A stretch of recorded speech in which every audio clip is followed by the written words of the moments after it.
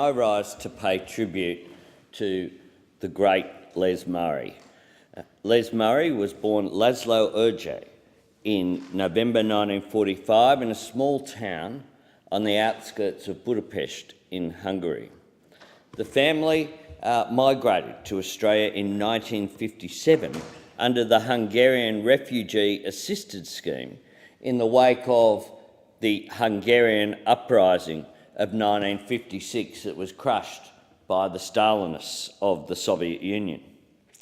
By the end of 1957, Australia had provided sanctuary to about 14,000 Hungarian refugees, bringing the total of first-generation Hungarians in Australia to just over 30,000.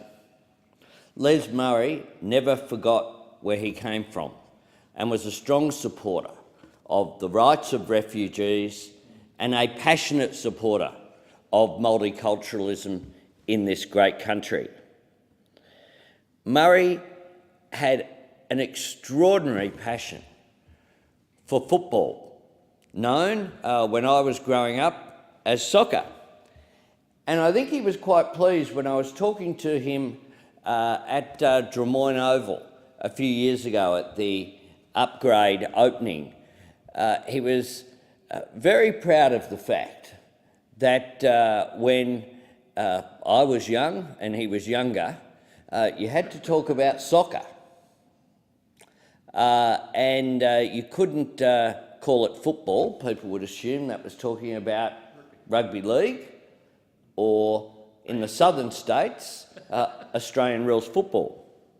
But over his lifetime, it successfully became the number one sport for young people in this country.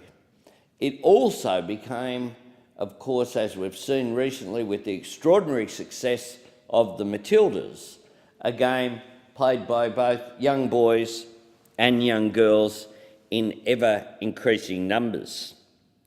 He, of course, had been interested in football from a very early age, but his passion was sparked after watching a replay of the 1960 European Cup final. He began working as a journalist in 1971. In between time, he found time to perform in a rock music group, the Rubber Band, where he was the lead singer. He moved to Network 10 as a commentator in 1977, when he changed his name to Les Murray. The interesting thing about Les Murray is just what a cult figure he became.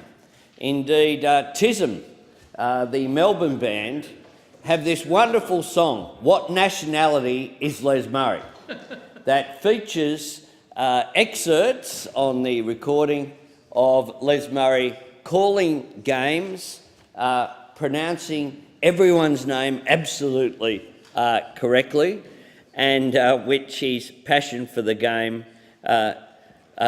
shines through. He moved to SBS in 1980 as a Hungarian language subtitler, but soon, of course, turned to covering football.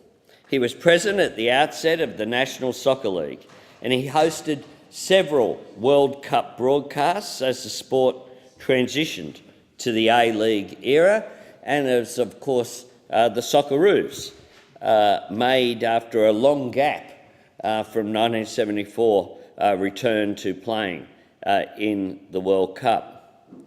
He, of course, always referred to football as the world game, which was the title of SBS's football program.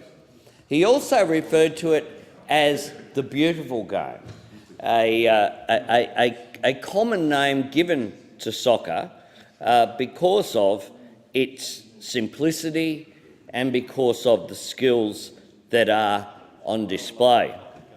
He was inducted into the Football Federation Australia Hall of Fame in 2003 before he retired in 2014. Murray was made a member of the Order of Australia for services to football on the 12th of June 2006 as part of the Queen's Birthday Honours List. Les Murray has two daughters, Tanya, a singer-songwriter, and Natalie, a television journalist and presenter.